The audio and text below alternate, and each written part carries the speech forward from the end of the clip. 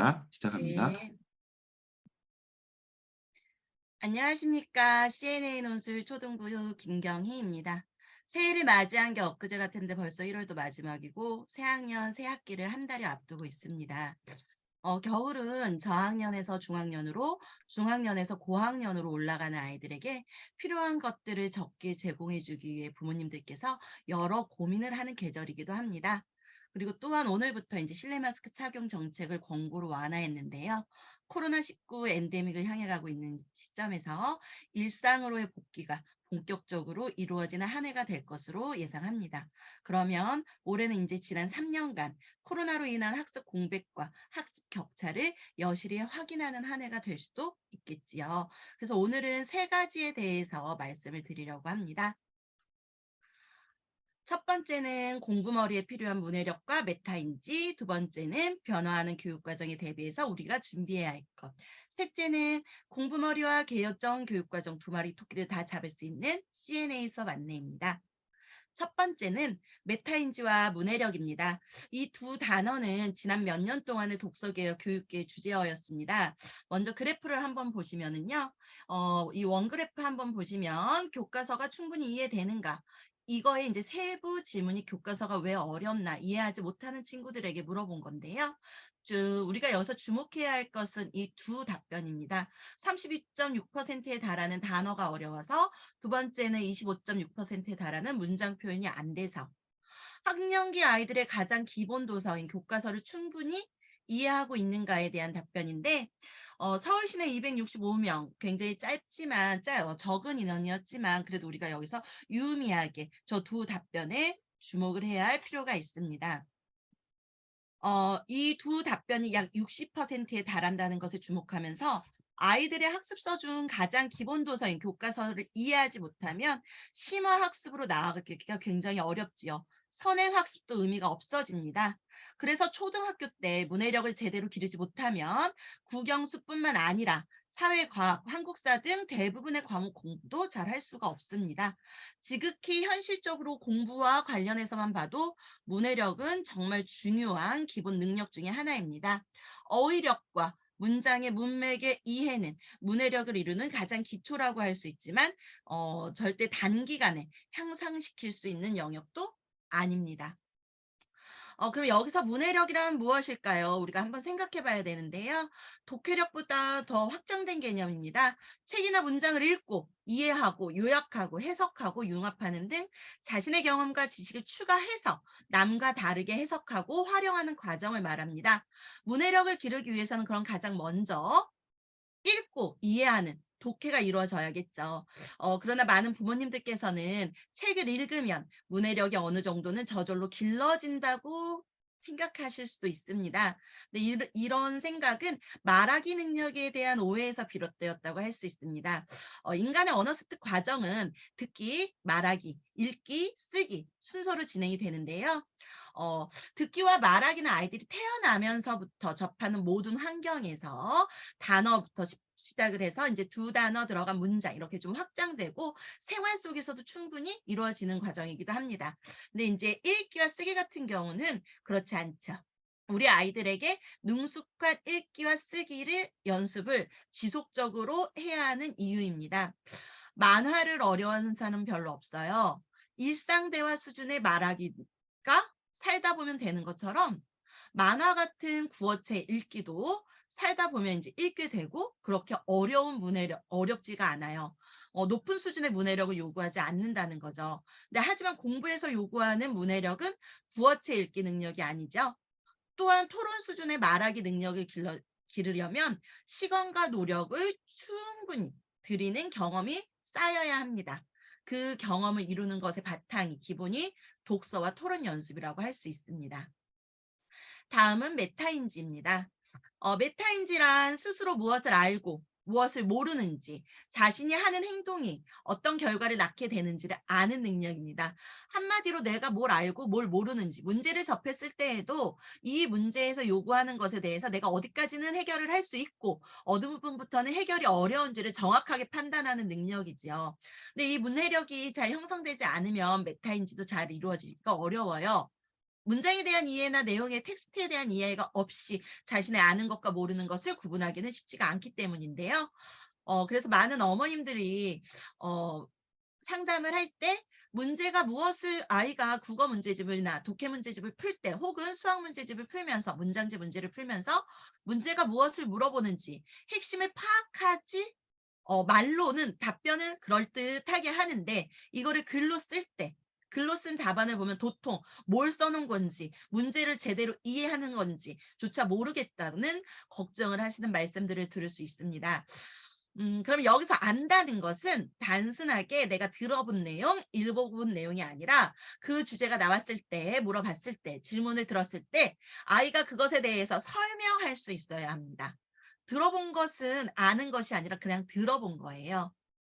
그러면 아이들이 메타인지를 기르기 위해서는 무엇을 우리가 어떻게 도와줄 수 있을까요? 그 첫 번째가 메모하는 습관입니다. 자신이 학습한 내용을 스스로 정리하여 아는 것을 정확하게 뇌에 범주하여 정리하고 모르는 것은 다시 한번 복습할 수 있는 방법이지요. 이거는 저학년 때 기대하기는 좀 어렵고요. 중학년부터는 연습이 필요하겠지요. 두 번째가 셀프 테스트입니다.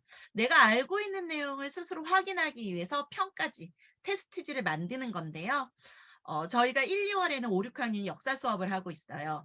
특히 이제 제가 올해는 6학년만 하고 있는데 1, 2월은 세계사 수업을 하고 있습니다. 그래서 반 아이들 중에서 매주 보는 퀴즈를 제가 매주 인제 그 전주에 복습 퀴즈를 보기 때문에 퀴즈를 준비하기 위해서 스스로 테스트지를 만들어 풀면서 복습을 하는 아이들이 있더라고요. 그러니까 문제를 내고 괄호 넣기를 하는 거예요. 근데 인제 수업 시간이 들었고 자기가 공부를 했지만 이거를 잘 채워 넣어야 정확하게 알고 있는 게 되겠지요. 그러면 이렇게 하는 아이들은 남학생일까요? 여학생일까요? 정말 열의 10 명이 다 여학생들이더라고요. 그래서 저도 아들을 키우지만 거기서 한번 인제 초등학생, 여학생들은 쪼금 더 야무지구나 한 번 더 생각을 해 봤었는데 내용을 정리하는 것만으로 안다는 착각을 깰 수 있는 방법이 셀프 테스트예요. 자기가 정리를 필기 노트를 열심히 예쁘게 색깔 볼펜을 들여서 하고 나서는 뿌듯하지요. 뿌듯하고 다 알고 있다고 생각할 수 있어요. 하지만 보면서 정리하기 때문에 이것은 제대로 이루어졌다고 할 수는 없지요. 마지막으로 모르는 것을 보완하기 위한 탐구 노트입니다. 메모하면서 정리도 했고 스스로 테스트지를 만들어서 무엇을 알고 모르는지도 확인을 했고 이제는 그러면 모르는 것, 내가 정리가 안 된 부분을 다시 한번 탐구하고 학습하는 것입니다. 어느 부분에서 막히고 어떤 내용의 이해에서 멈추었는지를 확인하여 제대로 알고 넘어갈 수 있습니다. 문해력과 메타인지를 확인할 수 있는 가장 좋은 방법이 그래서 독서와 독후 활동입니다. 독서 활동에는 독서 전 활동, 독서 중 활동, 독후 활동 이렇게 세 단계가 있는데 그 두 단계가 앞에 있는 두 단계까지는 좀 아이가 저희가 시간적으로도 아이들이 좀 부족하니까 독후 활동을 온전하게 제대로 해내는 것이 그것만으로도 충분하다고 할 수 있겠어요. 이 두 가지에 대해서는 뒤에서 더 자세히 말씀드리겠습니다. 둘째, 2022년 개정교육과정에 대해서 말씀드리려고 합니다. 2022년 개정교육과정이 가져올 변화 중 가장 중요한 것은 초중고 서술형 논술형 강화입니다. 그래서 앞으로는 독서는 더욱 중요해질 건데요. 지금 이제 초등학생들 같은 경우에는 디지털 세대라고 불리지요. 태어나면서부터 스마트 기기를 손에 들고 태어났다라고 표현도 하는데요. 그러나 디지털 세대의 문해력 수준이 굉장히 심각한 문제로 대두되면서 문해력 교육을 강화하겠다는 방침을 교육부에서 발표했습니다. 실제로 그런 뉴스 신문 기사들도 저희가 자주 접할 수가 있지요. 심심한 사과를 드립니다라는 기업의 연설에서 인제 MZ 세대들이 심심한 사과의 심심하다의 뜻을 제대로 이해하지 못했다. 이런 경우도 많이 봤고요. 날짜를 세는 하루 이틀 사흘 나흘, 사흘과 나흘에 대한 이해를 제대로 하지 못하는 MZ 세대도 굉장히 많다고 합니다. 그래서 문해력을 강화하기 위해서 우리가 무엇을 해야 되는지 그 개정교육 과정을 대비하면서 우리가 무엇을 준비할 수 있는지에 대해서 생각을 해보는데요. 그래서 제가 어머님들께 가장 5학년 한 하반기 접어들면서 말씀드리는 것은 국어가 많이 우리말로 순화가 됐지만 그래도 학습 도구어나 각각 교과서의 사회나 과학 교과서, 역사 교과서의 개념어들은 아직도 한자어로 이루어진 단어들이 많기 때문에 생활 한자 기본 뭐 600자 정도 는 좀 학습을 시키고 중학교 입학을 하는 게 좋겠다고 말씀을 드릴 때도 있습니다.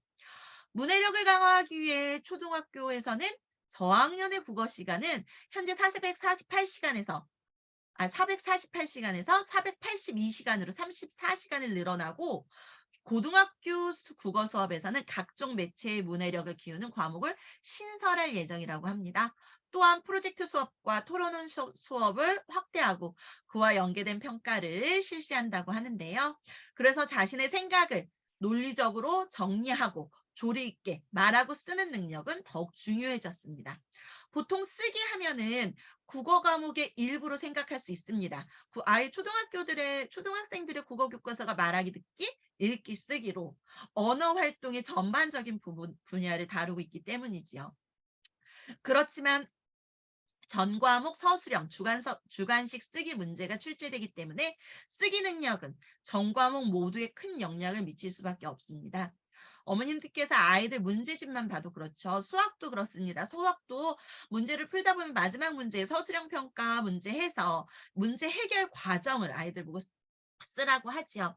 단답형 주관식 문제가 우리가 걱정할 게 아니라 서술형 문제예요. 그래서 저희 CNA 논술 워크북 안에서도 굉장히 내용 확인하는 문제도 답안을 쓰는 문제 유형이 훨씬 더 90% 이상을 차지하고 있고요. 조건형 서술형 평가 문제도 주어지고 있습니다. 중학생들의 내신 문제에서 보면은 조건형 서술형 평가 문제들이 굉장히 배점이 높게 출제되고 있지요. 조건이 3개가 주어지면은 그 3개의 조건을 모두 충족시켜야 답안이 정답으로 채점이 됩니다. 그렇다면 이 쓰기에서 가장 난이도가 높은 것은 논술입니다. 논술은 자신의 생각을 논리적으로 쓰는 글쓰기이죠. 가장 최상의 글쓰기라고 할 수 있습니다. 그렇다면 글을 어렵지 않게 쓰는 아이가 있고 글을 어렵게 쓰는 아이가 있는데요. 글을 어렵지 않게 쓰는 아이는 책을 많이 읽은 아이들입니다. 책을 많이 읽은 아이들이 많아요. 글을 잘 쓰는 아이들은. 여기서의 글은 세련된 구조, 형식을 말하는 게 아니라 얼마나 아이들이 주제에 대해서 풍성하게 제대로 충족시키면서 충분히 썼는가가 평가 기준이 된다고 할 수 있습니다. 읽기는 쓰기와 관계없이 자꾸 읽으면 잘 읽게 돼요. 하지만 쓰기는 읽기가 반드시 선행되어야 합니다. 배경 지식이 부족하면 쓰는 것은 부족해질 수밖에 없습니다. 어, 책을 많이 읽은 친구 중에서 아웃풋이 잘 되지 않는 친구들이 있어요. 말하기나 글쓰기가. 그래서 굉장히 어머님들이 안타까워하시는 경우도 있는데 그런 친구들은 조금 연습을 하면은 어느 정도 평균 수준까지는 끌어올리는데 그렇게 오랜 시간이 걸리지는 않습니다. 하지만 책을 읽지 않은 친구가 글쓰기도 처음이다 할 때에는 굉장히 오랜 시간이 필요합니다. 모든 글쓰기 논술문의 주제들은 정치, 경제, 사회, 법, 과학, 예술, 환경, 기타 등등의 분야에서 배경 지식을 요구하고 그 배경 지식을 근거로 아이들이 논리를 전개해 가야 되기 때문입니다. 읽기는 쓰기에 그래서 필수 조건이라고 할 수 있습니다. 그래서 독서의 중요성이 점점 더 강조되고 있습니다. 그리고 2022년 개정교육과정에서 요구하는 미래 인재 핵심 요소를 한번 보시면은요. 창의력, 비판적 사고력, 의사소통 능력, 협업 능력 이렇게 4가지 요소를 주어지고 있는데요. 이 요소들은 자기주도 학습의 기반을 이루는 요소이기도 합니다. 그리고 각 학교나 교육계나 기업에서 요구하는 미래 인재에서 가장 중요하게 생각하는 협업 능력도 그래서 필요하다고 볼 수 있는데요.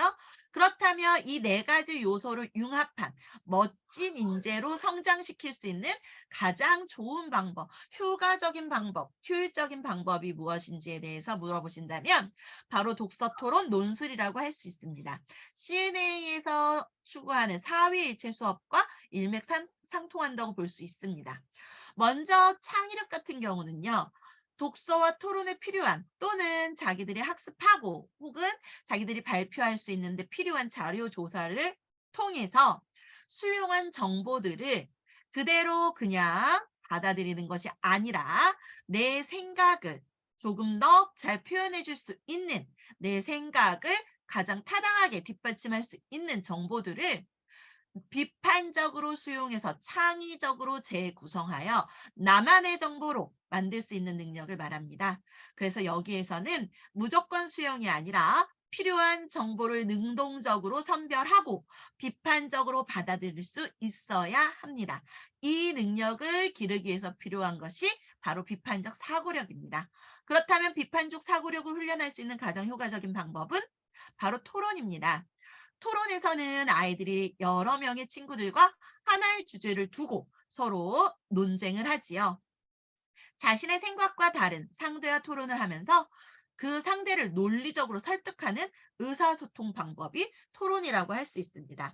아이들은 이 과정에서 상대팀의 논점과 논지를 이해하고 그것을 반박하기 위한 자료를 수집하고 재구성하면서 비판적 사고력을 기를 수 있습니다. 아, 그렇구나 라고 무조건 정보를 받아들이는 게 아니라 아, 너도 그렇게 생각할 수 있구나 에서 더 확장하여서 왜 그렇게 생각하지? 다른 방법은 더 나은 건 없을까? 라고 비판적으로 사고할 수 있습니다. 이 과정에서 자신의 팀 또는 상대팀과 소통하는 능력, 그리고 팀과의 협업 능력은 자연스럽게 길러진다고 볼 수 있겠지요. 의사소통 능력 또한 마찬가지고요. 이 모든 것을 녹여낸 프로그램이 독서토론 프로그램이 될 수 있겠습니다. 자, 그러면 마지막으로 C&A 수업에 대해서 말씀을 드리려고 합니다. 앞에서 말씀드렸듯이 C&A는 독서, 토론, 논술, 첨사, 사위일체 수업입니다. 첫 번째 단계가 독서입니다. 책을 읽지 않으면 그래서 수업에 참여할 수 없는 것은 당연한 말이겠지요. 두 번째는 토론입니다. 한 권의 책을 읽고 최소 8명에서 10명 이상의 친구들이 하나의 한 권에 대해서 다양한 생각을 주고받습니다. 공유합니다. 세 번째는 논술입니다. 글쓰기지요. 논리적인 글쓰기를 통해서 사고력 그리고 비판하는 능력 등등을 키울 수 있습니다.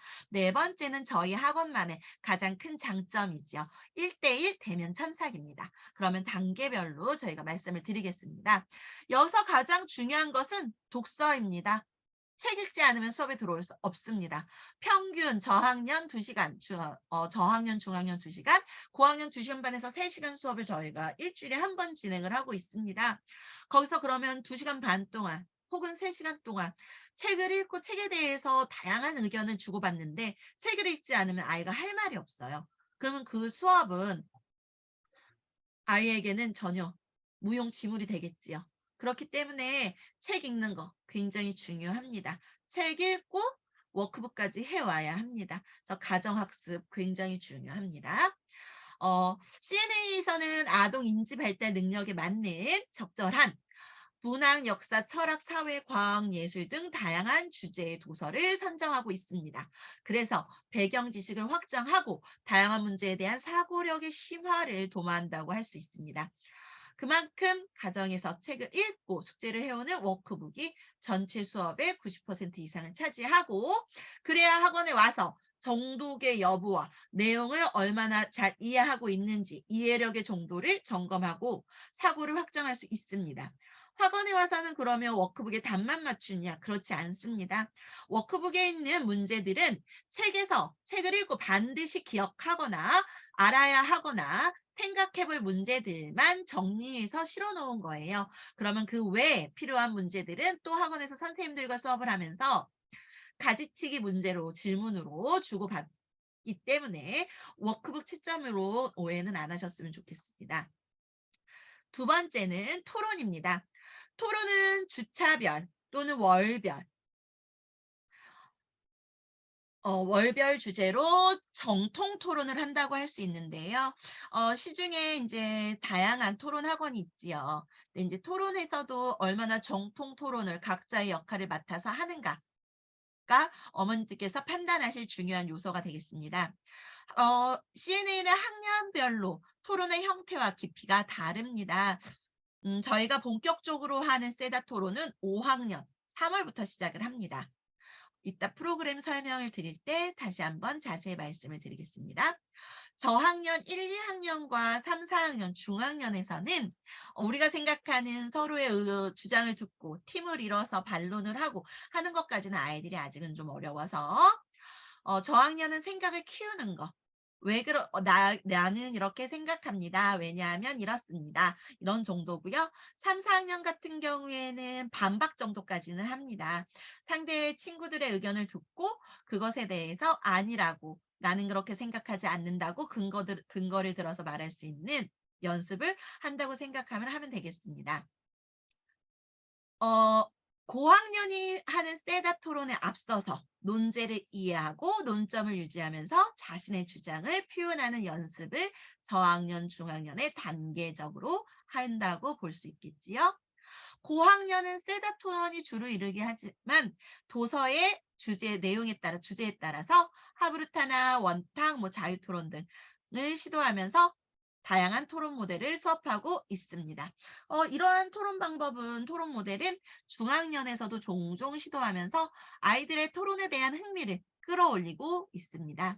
그러면 프로그램 중간에 들어오거나 우리 아이는 내향적 성향이어서 이런 수업이 처음인데요. 아이가 토론에 잘 참여할 수 있을까 좀 걱정이 됩니다. 라고 걱정하시는 부모님들도 계시는데요.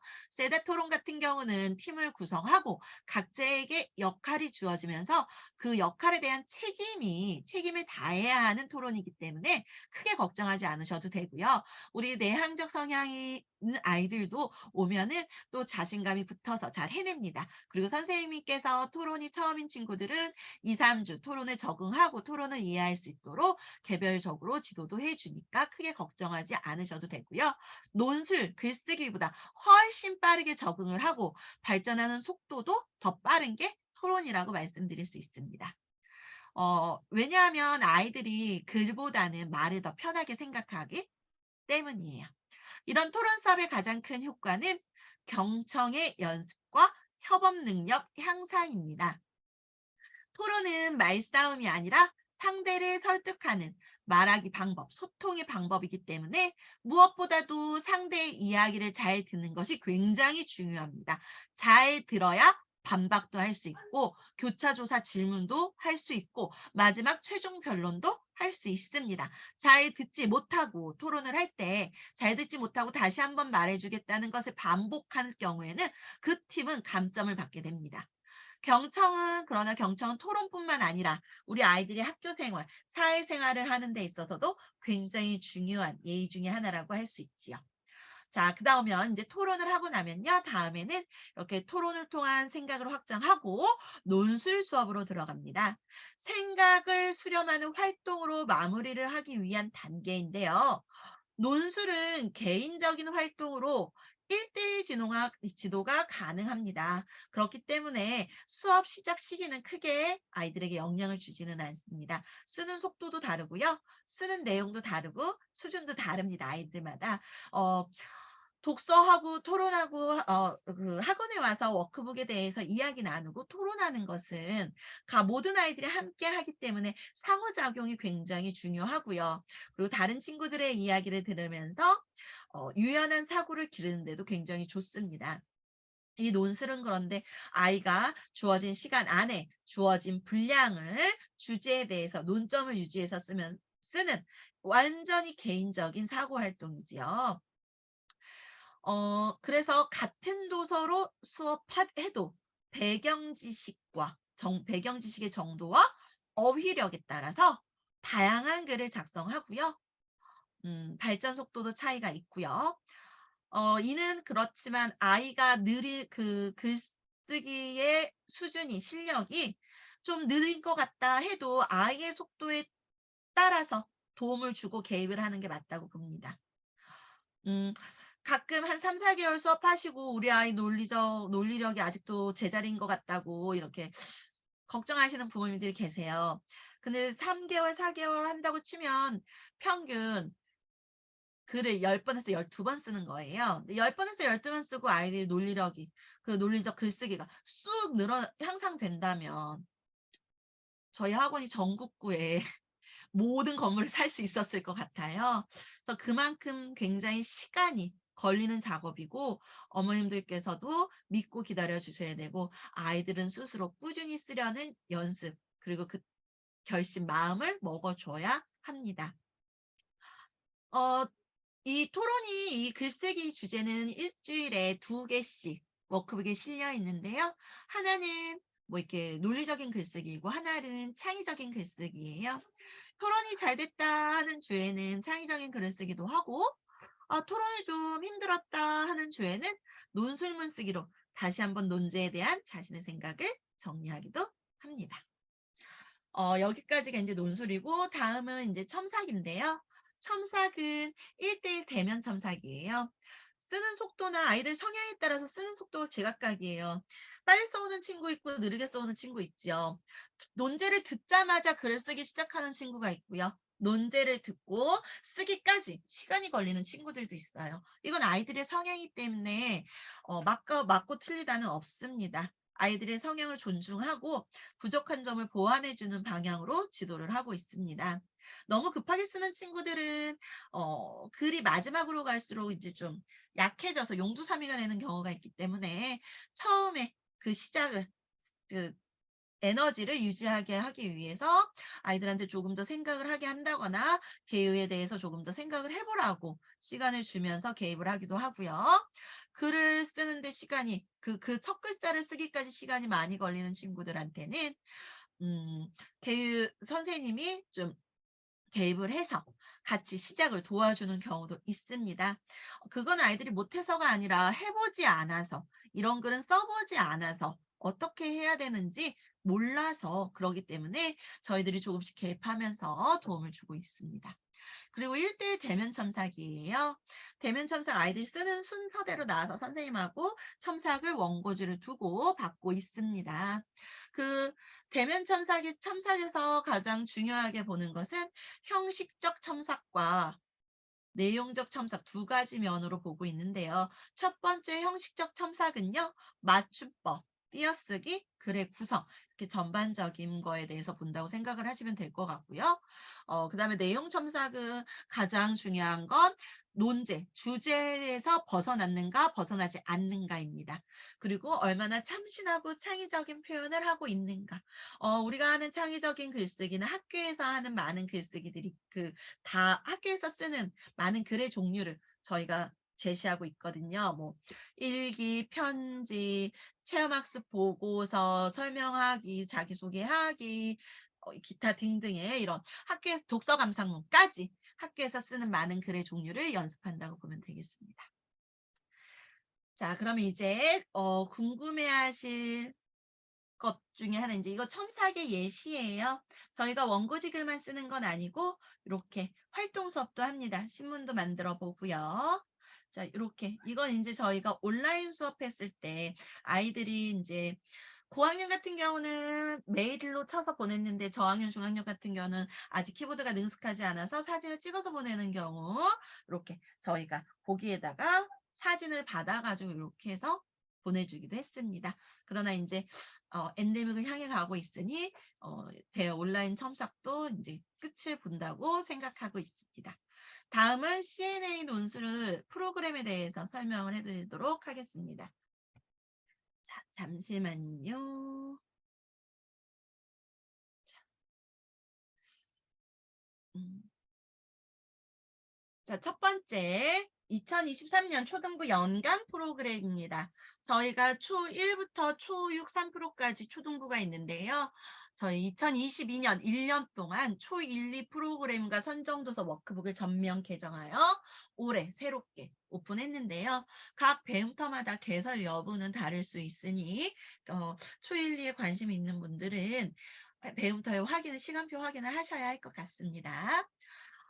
초 1, 2는 주로 이 교과 과정과 연계하여서 교과서에서 다루는 주제들, 중심으로 선정 도서를 선정하고 있습니다.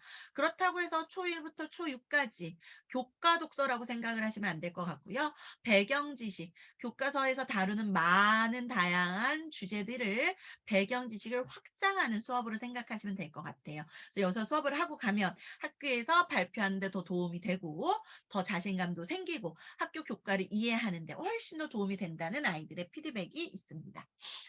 초3부터 초6이 가장 많기 때문에 요 중심으로 말씀을 드리면요. 거의 비슷해요. 만약에 지금 2월이면 초3은 토의하는 1, 2학년은 학교 생활, 학교 입학 또는 새 학년을 앞두고 초1은 학교 적응에 초점을 맞춘 수업이고요.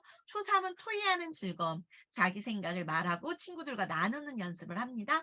초4는 통합교과 논술 중에서 국어교과와 관련된 건데 사자성어, 속담, 우리말과 관련된 도서들을 읽고 배경 지식을 쌓는 수업입니다. 초5는 한국사, 초6은 세계사 수업을 현재 진행하고 있습니다. 근데 보시면 초5 같은 경우는 1, 2월이 세계사, 7, 8월, 1, 2월이 한국사, 7, 8월도 한국사입니다. 원래 한국사를 저희가 다 4개월 동안 연결해서 수업을 했었어요.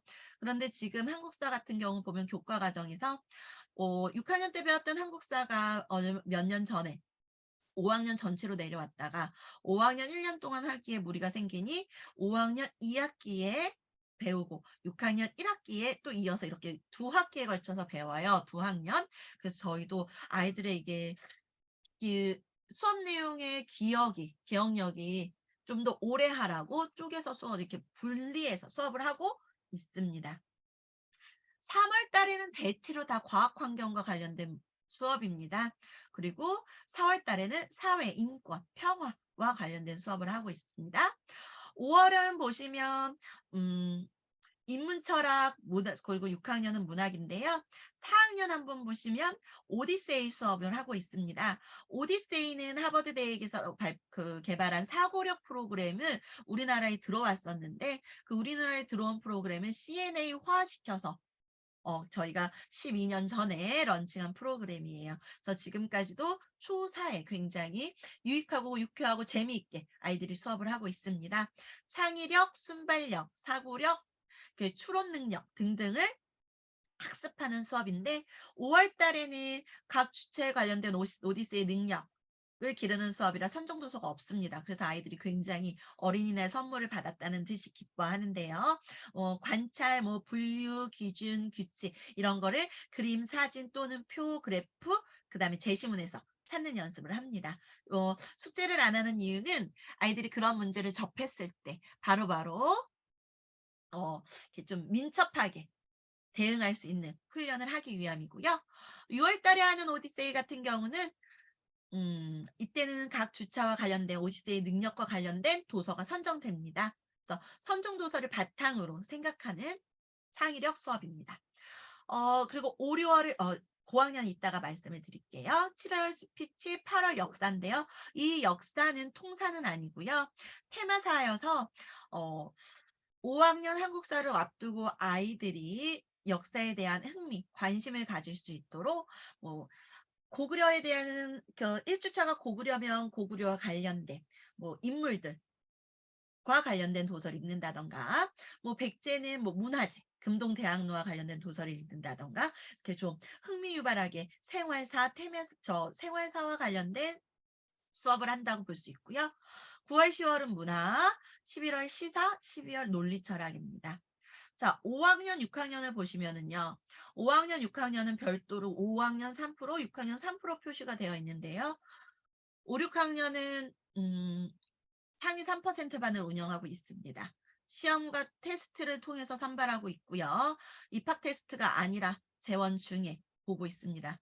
그래서 처음에 들어오실 때 3%에 들어가고 싶다고 하시더라도 일반반에서 3개월 정도는 수업을 받으셔야 합니다. 3%반 친구들은 이미 구성되어서 오랜 시간 동안 합을 맞추면서 토론과 논술이 어느 정도 실력이 있는 친구들이기 때문에 저희 수업에 대해서 적응을 하고 보내는 것이 원칙입니다. 일반반과 3%는 그러니까 3%반을 선발할 때에는 테스트의 결과뿐만 아니라 아이들의 수업 태도, 워크북 숙제 완성도, 토론, 논술까지 까지 다 종합적으로 평가해서 선발한다고 할 수 있고요. 시험을 잘 본다고 해서 3%를 선발되는 것 또한 아니라고 말씀을 드립니다.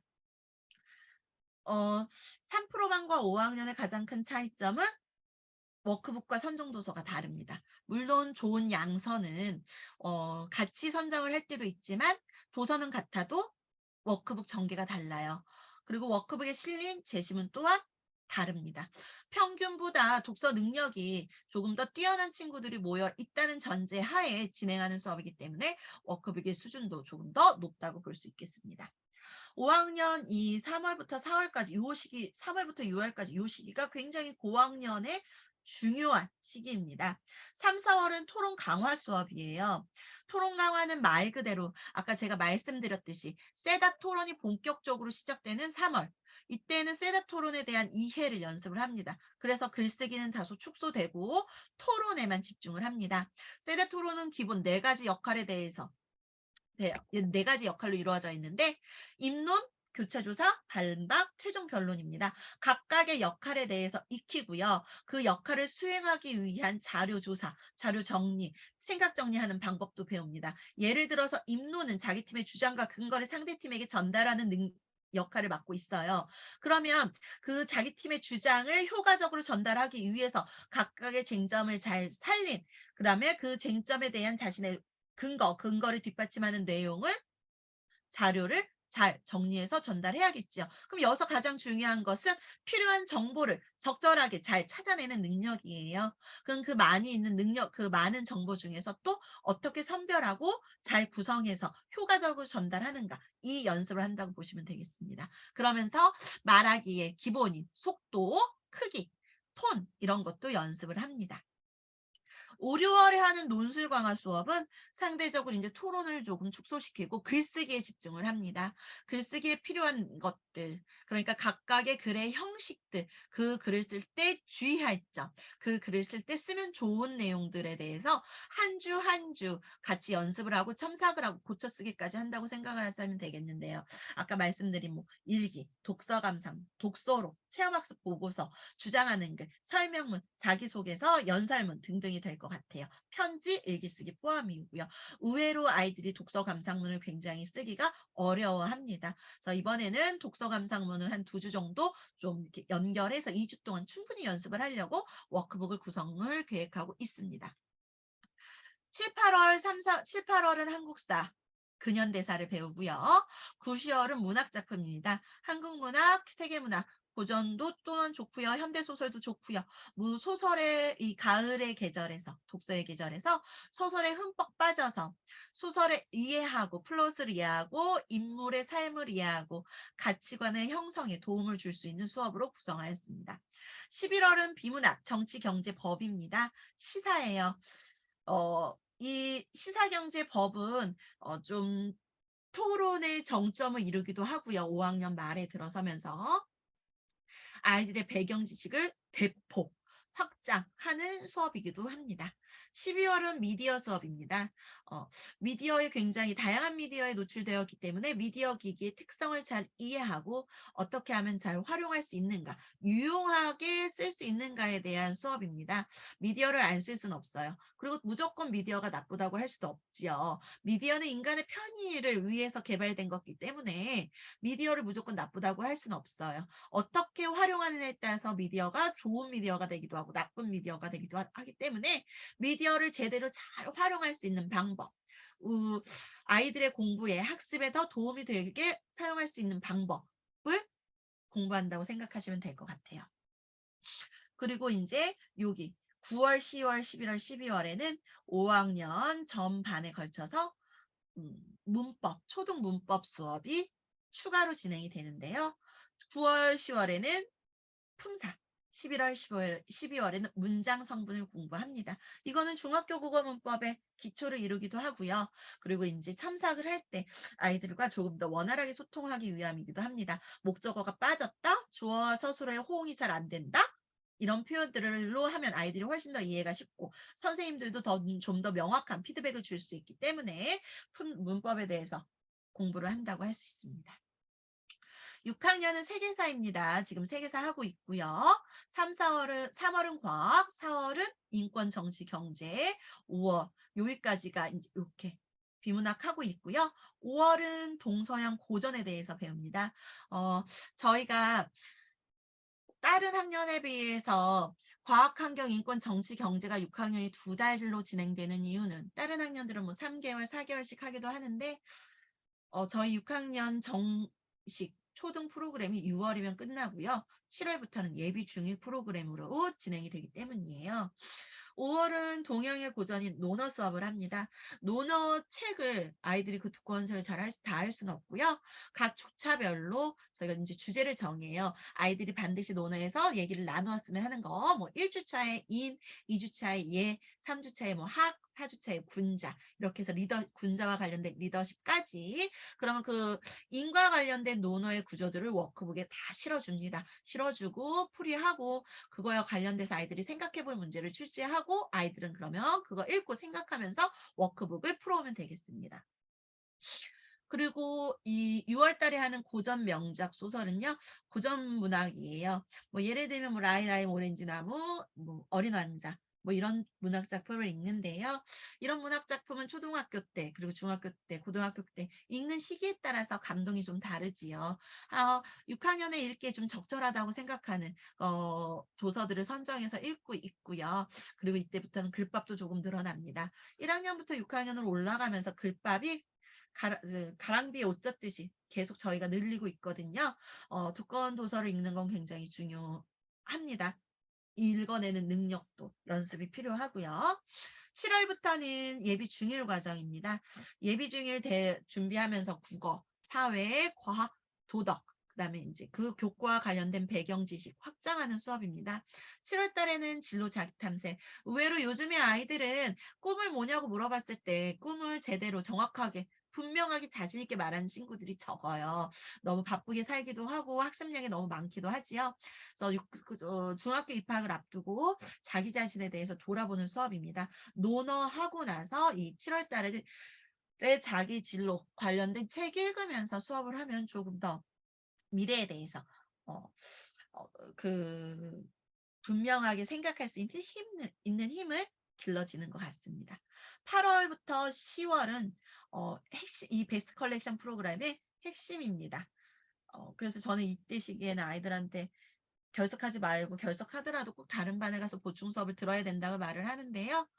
8월 달에는 단편 소설입니다. 저희가 이제 다북이라고 국어 교과서에 많이 실려 있는 작품들을 단편 소설들을 모아놓은 작품집, 워크북집 이렇게 합본이 있어요. 그 도서로 수업을 합니다. 이때부터는 소설이 단순한 감상이 아니라 분석이 함께 이루어집니다. 그 전까지는 아이들한테 책이 어땠는지 물어보면 뭐 재밌었어요, 슬펐어요, 무서웠어요, 감동적이었어요, 지루했어요. 이런 피드백이 나온다면 이 8월 때부터는 단편 작품을 읽고 소설을 읽고 그 작가와 시대까지 배경에 대한 이해, 분석까지 이루어지는 수업이 되어야 합니다. 그래서 이때부터는 단순하게 책을 읽는 게 아니라 이 문학을 이해하는 데 필요한 이론들도 함께 수업을 하면서 기억할 거 기억하려고 아이들이 따로 공부도 좀 해줘야 합니다. 9월 달에는 수필 시입니다. 수필 2주, 시 2주. 의외로 시가 굉장히 어렵습니다. 특히 이과형 남학생들은 시 완전 쥐약이에요. 그래서 이 시에서 그 비유와 상징 할 때는 정말 서로가 너무 힘든 것 같아요. 그래서 요 시 할 때도 굉장히 중요한 수업이어서 시와 관련된 이론들 저희가 전반적으로 다 수업하고 시 읽고 시 분석하고 문제도 풀고 합니다. 이때도 다 토론과 논술을 진행을 합니다.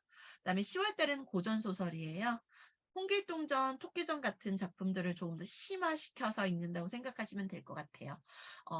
토끼전 같은 경우 예를 들면 우화기 때문에 각각의 그 등장하는 동물들이 상징하는 계층들, 그리고 그들의 행동이 의미하는 바, 그리고 그 작품이 한계점 등등에 대해서 굉장히 깊이 있게 이야기를 나눈다고 생각하시면 될 것 같아요. 11월은 사회지리, 사회교과와 관련된 작품 그 도서를 읽는데요. 1, 2주가 지리, 살아있는 세계 지리에 관한 수업이에요. 의외로 아이들이 굉장히 재밌게 읽고 있습니다. 12월은 과학기술입니다. 그리고 이제 그 다음에 1, 2월까지 해서 8개월간의 수업이 되겠습니다. 그러면 이제 2월 달 수업을 안내 드리려고 하는데요. 2월 달 2월 달 1, 2학년 도서를 한번 보시면 학교와 관련된 거예요. 3월 달도 보시면 이제 학교 생활 관련한 거, 친구 관련한 거, 4월 달은 아까 말씀드린 그 통합논술, 국어교과 관련된 거고요. 이렇게 고사성어, 그다음에 속담, 맞춤법, 뭐 우리말 관련된 도서를 이제 찾기가 굉장히 힘이 듭니다. 힘이 들어도 저희 선생님들께서 굉장히 열심히 잘 찾아주시고 계시고 5학년은 한국사 하고 있습니다. 한국사가 마지막 수업을 하고 나면은 병자호란, 조선 중기까지 끝납니다. 그다음에 6학년은 세계사 하고 있고요. 6학년 세계사 끝나면 6학년 세계사는 현대 세계 제2차 대전까지 수업을 합니다. 5학년, 6학년 같은 경우에는 2월 3주차에 세계사 평가, 한국사 평가가 있어요. 저희가 4학년부터 평가가 있는데요.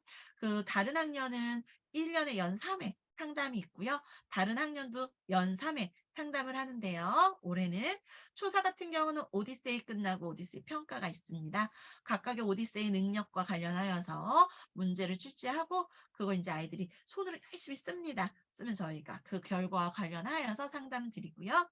5학년은 두 번의 시험이 있습니다. 한국사 한 번 끝나고 또 여름에 한국사 끝나고 하지만 이제 그 사이에 또 별도의 상담으로 해서 성적으로 관련된 상담 한 번, 별도의 상담하면 한 번 해서 연 3회의 상담이 있고요. 그다음에 초등학교 6학년은 시험이 많아요. 중학교 가기 전에 저희가 굉장히 열심히 점검을 합니다. 세계사 끝나고 시험이 한 번 있고요. 논어 끝나고 시험이 한 번 있습니다. 세계사나 한국사 같은 시험의 경우에는 한국사 시험, 역사 시험만 보는 건 아니고요. 100점 만점 중에 한국사, 세계사가 차지하는 비중은 30점이고요. 그 외에는 아이들 평소 문해력이 얼마나 성장했는지를 점검하는 영역으로 이루어져 있습니다. 어휘, 독해. 독해는 물론 비문학, 문학작품 독해가 다 분리되어서 들어가고 있겠죠. 구분되어서. 그래서 시, 소설, 비문학 제시문이 다 출제되고요. 그다음에 역사 30점 출제되고 논리추론 관련되어서 또 문제가 출제되고 논술까지 해서 5개 영역으로 출제됩니다. 다른 부분은 시험을 준비할 수가 없습니다. 아이들이 처음 접하는 외부 제시문 을 중심으로 저희가 출제를 하고 있기 때문에 미리 국어 시험처럼 연습을 할 수는 없고 평소에 워크북 책 열심히 읽고 워크북 골똘하게 생각하면서 정성을 들여서 수행을 해내면 꾸준히 성장한다고 생각하시면 될 것 같아요. 그다음에 이제 그렇지만 이제 역사 평가 같은 경우는 30점을 따고 갈 수 있기 때문에 역사 수업을 할 때에는 아이들이 스스로 공부하고 수업하고 워크북 풀고 외워주는 연습도 필요합니다. 그래서 제가 역사 수업을 할 때에는 특히 이렇게 겨울방학일 경우에는 2번 읽으라고 말합니다. 책 읽고 워크북 풀고 다시 한번 책 읽고 그래도 풀 때는 또 책 찾아서 풀기도 하는데 와서 또 물어보면은 제대로 대답을 못할 때가 많아요. 그러니까 역사 관련된 학습 도구어나 개념어 같은 경우는 아이들이 기억하려고 노력을 해주는 것도 필요합니다. 자, 그러면 워크북 한번 보겠습니다. 고학년 어머님들이 많으실 것 같아서 6학년 워크북부터 보려고 합니다. 이거는 이제 2월달 워크북인데요. 2월달에 첫 번째 시작하는 2월 1주차 워크북이에요. 2월 1주부터 근대사회로 접어듭니다. 이번 주가 중세 두 번째 수업이기 때문인데요. 근대사회로 들어가면서 근대사회 대표적인 특징, 르네상스 종교개혁, 신학노개척, 절대 왕정에 대한 수업입니다. 그래서 교과 연계도 나와 있고요. 학습 목표도 나와 있습니다. 아이들이 다른 건 읽지 않아도 가장 중요한 건 책을 읽고 나서 워크북 풀기 전에 학습 목표는 반드시 읽어야 합니다. 그래서 내가 이 수업에서 무엇을 반드시 알고 가야 하는지를 확인할 수 있어야 합니다. 자, 연표가 주어집니다. 첫 번째 페이지 보시면 연표는 세계 역사랑 이제 여기 동양사, 서양사와 동양사가 같이 병행이 되는데 저희가 계속 크로스해서 질문하면서 수업을 합니다. 여기 보시면 이제 르네상스 시기에 우리나라는 어느 시대였는지, 일본은 어느 시대였는지, 중국은 어느 시대였는지를 잘 볼 수가 있지요. 자, 그 다음에 이제 도서에서 조금 다소 약하게 다루고 있는 부분들에 대해서 다시 정리하고요. 이 배경 세계사는 반드시 중요한 내용의 밑줄 그으면서 읽어와야 되는데 아이들이 이거 읽을 때 처음에는 다 그어와요. 뭐가 중요한지 모르니까. 그러면 이제 선생님들이 다시 좀 체크를 해주시는 경우도 많은데요. 이렇게 중요한 내용에 또 핵심어의 표시를 하면서 읽으라고 하는 이유는 비문학 독해력, 그리고 이런 긴 제시문, 처음 접하는 제시문을 주어졌을 때 빨리 읽을 수 있는 방법을 연습하기 위함이에요. 그래서 이렇게 주어지고요. 자, 그다음에 이제 어휘입니다. 어휘는 저희 워크북 구성이 대체로 비슷해요. 전학년. 어휘 같은 경우는 이거는 도서에 나오는 세계사 관련된 어휘고요. 이번 주차와 관련된 한자 성어 찾기 문제입니다. 한자 성어도 외워야겠죠. 자, 흐름 세계사는 책의 내용을 확인하는 문제예요. 실상 보시면 9문제 정도밖에 안 들어가 있어요. 한 페이지에 한 문제 정도잖아요. 근데 쉽지 않아 합니다. 특히 이런 괄호 넣기 같은 경우는 책 대충 읽으면 절대 풀 수가 없어요. 그런 책에 다 나오는 내용이라는 거. 그렇기 때문에 아이들이 학원에 오면 얼마나 꼼꼼하게 읽고 숙제를 했는지를 확인할 수 있는 지표가 될 수 있습니다. 자, 르네상스라서 굉장히 이렇게 그림들이 많아요. 자, 이제 사고력 세계사입니다. 이번에는 르네상스 종교개혁, 신학로 개척, 절대왕정 4개의 소주제에 대해서 배우기 때문에 그 중에서도 아이들이 조금 더 생각해 볼 문제들. 저희가 지난주에는 중세 첫 번째 시간이어서 중세 들어가면서 고대 그리스 로마 문화와 중세 문화를 비교하는 문제를 풀었었어요. 이번에는 르네상스를 들어가면서 중세 문화와 르네상스 문화를 비교하는, 그리고 르네상스 문화에 왜 들어오면서 왜 변화가 생겼는지에 대해서 물어보는 질문입니다. 그래서 세계사를 역사는 더더군다나 딱딱 끊어서 설명할 수 없기 때문에 그 전과 또 미래가 계속 이어져 있기 때문에 그 연결에 중심을 두고 문제를 출제하고 있습니다. 두 번째는 신학로 개척입니다. 신학로 개척에 대한 평가예요. 어떻게 평가할 것인가? 그러면 그 토론 근거로 활용할 수 있는 제시문이 2페이지에서 4페이지 정도 주어지고요. 그러면 각각의 제시문을 읽으면서 이 제시문이 입장 1팀과 관련된 건지 입장 2팀과 관련된 건지를 아이들이 선별해 낼 수 있어야 하고, 또 그 각 제시문에서 내가 근거로 쓸 내용이 무엇인지, 예시로 활용할 수 있는 게 무엇인지를 판단해내야 됩니다. 여기서 비판적 사고력이 형성된다고 할 수 있겠죠. 그러면 토론 준비표가 주어지는데요. 이 토론 준비표가 보시면 어려울 것 같은데 다 주어져 있어요. 신학로 개척, 그럼 이제 네이버한테 물어보면 되고요. 그리고 우리가 이 토론이 왜 필요한지, 누구 입장에서 보느냐에 따라서 신학로 개척에 대한 평가가 달라지기 때문인데요. 그러면은 입장 1팀은 의미가 있다. 입장 2팀은 이거는 침략이다. 이거는 긍정적으로 평가한 거고 입장 2팀은 부정적으로 평가한 거죠. 그러면 쟁점 1이 주어지고 이 쟁점 1에 대해서 입장 1의 첫 번째 근거, 입장 2의 두 번째 근거가 주어지는 거예요. 그럼 아이들은 이 근거를 뒷받침할 수 있는 내용만 충분히 써오면 되겠죠. 앞에 있잖아요. 그러니까 그 정리해 오면 됩니다. 그러면 이제 여기서 조금 더 발전을 하면은 더 필요한 추가하고 싶은 내용을 스스로 조사할 수도 있지요. 여기까지가 숙제입니다. 그래서 기본적으로 5, 6학년 숙제를 할 때에는 문학작품 200페이지에서 250페이지 기준으로 책을 읽고 워크북까지 하는데 5시간 정도는 주셔야 합니다. 4시간에서. 책을 빨리 읽어도 어머님들께서 걱정을 하시고 늦게 읽어도 걱정을 하시잖아요. 그 책을 충분히 읽을 수 있는 시간을 확보해 주셔야 된다는 거. 비문학 도서 같은 경우에는 끊어 읽어도 괜찮아요. 숙제할 때도 필요한 거 찾으면서 발췌해서 써도 괜찮습니다. 하지만 소설 같은 경우에는 한 번에 앉은 자리에서 쭉 읽을 수 있는 시간을 주셨으면 좋겠습니다. 그래야 전체 플롯에 대한 이해가 훨씬 더 원활하기 때문입니다. 요까지 숙제해 오면은요, 토론 일지는 학원에서 토론하면서 씁니다. 들으면서 쓰는 거, 요약 능력도 향상이 되겠죠? 두 번째 이제 세계사 수업 이 글쓰기인데요. 첫 번째는 시장로 개척에 대한 주장하는 글을 쓰는 거고 두 번째는 이제 독서 골든벨 내는 문제예요. 저희가 원래 여기 창의적인 글쓰기 넣는데 역사할 때 아이들이 너무 지치고 힘들어하기 때문에 조금 더 쉽게 문제 내서 확인할 수 있는 거. 아까 제가 메타인지 형성할 수 있는 가장 좋은 방법 두 번째에서 셀프 테스트 있었잖아요. 그거 연습한다고 생각하시면 될 것 같습니다. 그리고 이제 이렇게 글을 씁니다. 어, 배움터마다 다른데요. 이렇게 워크북이 주어져 있는 워크북에 글을 쓸 때도 있고 따로 포트폴리오 원고지를 활용하는 배움터도 있으니 참고하시면 되겠습니다. 한국사는 똑같이 이렇게 연표 나오고요. 이게 또 내용, 이제 한국사는 훨씬 더 요점 정리가 잘 돼 있죠. 그래서 아이들한테 한국사하고 세계사 워크북은 버리지 말라고 얘기를 합니다. 나중에 시험 공부할 때, 학교 시험 공부할 때 충분히 활용하라고. 그래서 이제 개념어 관련된 한국사 나와 있고요. 비슷합니다. 4학년 거 보겠습니다. 4학년 거 보시면 속담이 100개라도 꿰어 국어왕.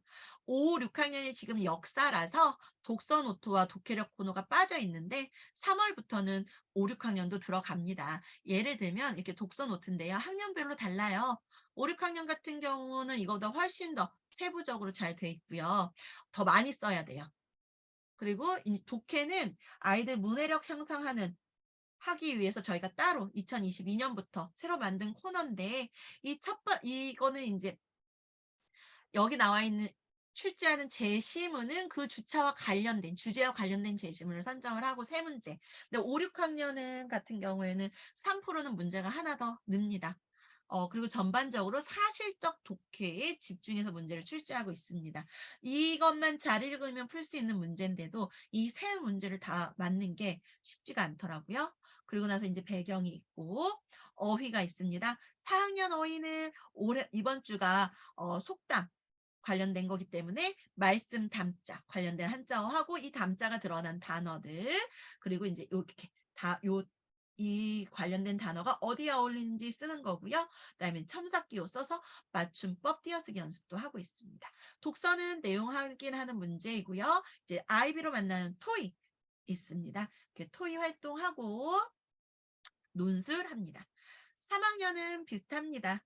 3학년 비슷한데요. 3학년도 독해 들어가 있고 어휘 들어가 있고 사고력 확정 문제 이렇게 들어가 있습니다. 그래서 보시면은 가치 수직선 토론이 들어가 있는데 아이들이 이제 선생님께서 칠판에다가 이렇게 적어 놓습니다. 문학작품 같은 경우는 문학작품 안에서 토론 주제를 정하고 토론을 하는 게 가장 좋아요. 책을 깊이 있게 이해할 수 있는 방법이기도 하고요. 그러면 현우와 아주머니 사이에 갈등이 있었어요. 이웃과의 갈등이. 그럼 누가 더 잘못했는가를 판단하는 건데 아이들이 누가 더 잘못했는가 할 때 이유를 말하기 어려워할 수 있기 때문에 3학년은 이렇게 단계별로 정도별로 가치 수직선을 제시해 주고 자기가 표시를 합니다. 혹은 선생님들께서 화이트보드에 그려놓고 포스트잇 갖다 붙이는 거예요. 아이들이 자기 이름 쓰고 이유 적어서 붙이는 건데 그리고 나서 그러면 자기 거 발표하고 친구들 얘기 들으면서 친구 근거 중에서 설득을 당하는 친구도 있을 것이고 또 자신이 설득을 하는 아이들도 있겠죠. 그럼 그 이후에는 누가 생각이 바뀌었는지를 다시 한번 하는 거예요. 그래서 생각이 바뀐 이유를 다시 얘기할 수 있겠죠. 생각이 바뀌지 않은 이유까지 얘기하면서 자신의 주장을 조금 더 확고히 하지만 다른 친구들의 이야기를 듣고 그렇게 생각할 수도 있구나 하는 유연함을 배울 수 있는 수업입니다. 논술 이렇게 주게 주어지고요. 자, 그럼 이제 2학년입니다. 2학년 2월 3주는요. 지나노사우루스와 유황공주인데 자 이거는 이제 친구들과의 갈등 그리고 남녀 성평등 두 가지 주제를 다루고 있어요. 1, 2학년 워크북은 3학년부터 6학년까지 워크북과 완전히 다르기 때문에 잘 봐주시면 될 것 같아요. 그리고 이제 좀 생각을 해보셔야겠죠. 이거를 이제 우리 아이가 이 정도의 글밥과 이 정도의 문제를 풀 수 있는 방법. 2주의 학습 도구어 그러니까 주제어 친구, 편견, 별명, 그리고 학습 목표가 주어져 있고요. 교과 연계 주어져 있고요. 학습 영역, 이 책을 읽고 우리가 생각하는 문제들을 어느 영역에 맞춰서 낳는가가 주어져 있고요. 문해력 향상 요소를 이렇게 저희가 그래서 그래프를 주어져 있습니다. 첫 번째 보시면 이 책 어때요? 하고 아이들한테는 평가만 하고요. 3학년부터는 이유를 썼는데 1, 2학년은 쓰기가 아직 익숙하진 않아요. 그래서 주로 말하기, 몸으로 표현하기, 그래서 근데 1, 2학년은 쓰기는 힘든데 발표력은 최고입니다. 그리고 기억에 남는 문장 하나 찾아옵니다. 그거 쓰는 연습하는 거예요. 손으로 똑바로 연필을 쥐고 바른 자세로 앉아서 또박또박 쓰는 연습. 그러면서 인제 이게 왜 기억에 남았는지 책에 있는 문장을 찾으면서 생각하겠죠. 그래서 와서 기억에 왜 그게 기억에 남았는지는 선생님하고 수업을 하면서 말로 이유를 말합니다. 그러면 인제 독서 퀴즈 놀이. 요때는 인제 아이들이 자기가 선생님이 된 것 마냥 흥미롭게 참여하고 있습니다.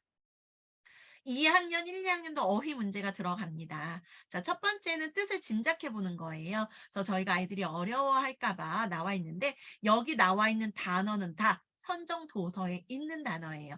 그러면 아이들이 문맥에서 정확하게 이해를 했는지 그 뜻을 잘 추론하고 있는지를 확인하는 문제라고 볼 수 있겠습니다. 그래서 이거는 "어떤 뜻일 것 같아요?" 라고 말로 하는 거예요. 아니면 몸으로 표현하거나 그리고 적절한 단어를 넣습니다. 두 번째는 표현력을 늘리는 건데요. 이번 주 학습 도구어가 친구였기 때문에 친구와 관련된 마인드맵 연습이에요. 3학년부터는 저 마인드맵 말풍선이 훨씬 더 가지치기가 많이 돼 있죠. 6학년 올라가서는 더 많이 되어 있는데 그거 연습한다고 생각하시면 될 것 같아요. 마인드맵은 아이들 생각 정리하는 데 굉장히 중요하고 내용을 정리하는 데에도 적절한 도구이기도 합니다. 그래서 친구, 나와 친구의 공통점, 그러면 이제 여기서 아이들이 차이점, 뭐 인제 담고 싶은 뭐 우리의 장점 뭐 이렇게 쓸 수 있도록 선생님이 제시를 해 줍니다. 그래서 이렇게 고 하나만 했는데 1월 달에 수업을 해 보니까 아직 좀 어려워해서 3 월부터는 여기에 어휘를 더 넣어 주려고 하고 있습니다. 저희 선생님들께서 다 워크북을 만드는 거기 때문에 수업하면서 보완해야 될 점은 바로바로 적용해서 개선하고 있습니다. 자, 잘 읽었나요는 책 내용 잘 읽었나예요. 보시면 오지선다 없습니다. 다 써야 합니다. 근데 쓸 수 있는 거예요. 쓸 수 있고 책도 짧기 때문에 책 열심히 읽고 찾아가면서 쓸 수 있어요.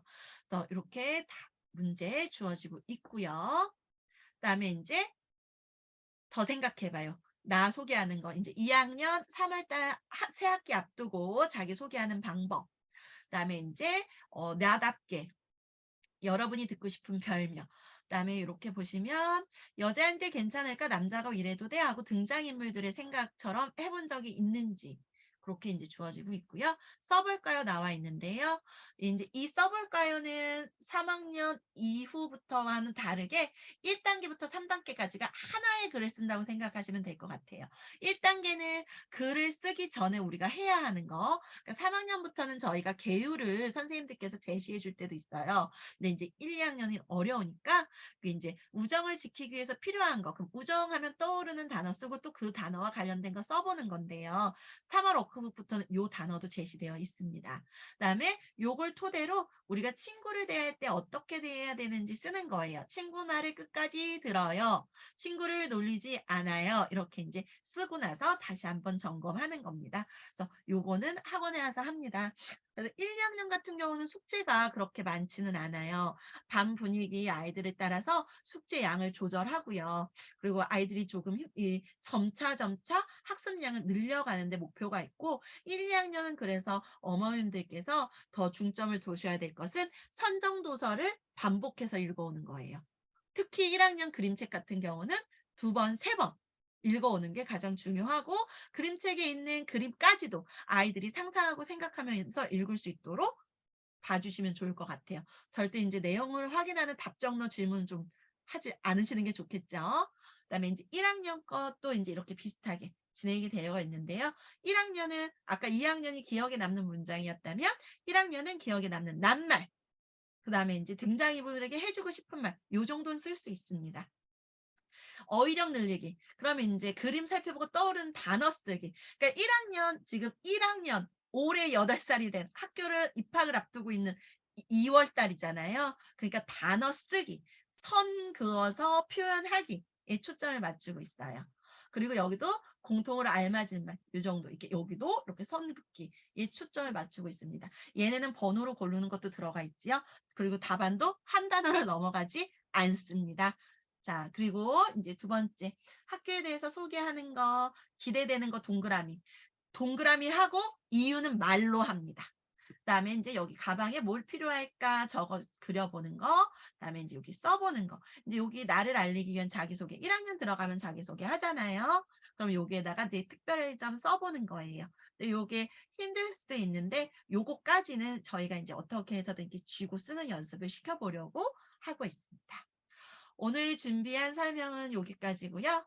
혹시 더 궁금하신 내용이 있으시면 각 배우터로 문의 주시면 될 것 같습니다. 감사합니다.